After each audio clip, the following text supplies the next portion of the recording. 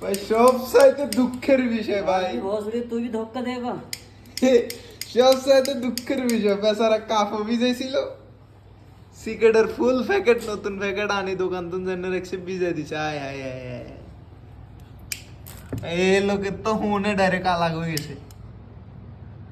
আহা দুঃখ, রিফারিং চলে, রিফারিং নেই হবে দেখছেন না, এত রিফারিং করে। আহা দুঃখ রে।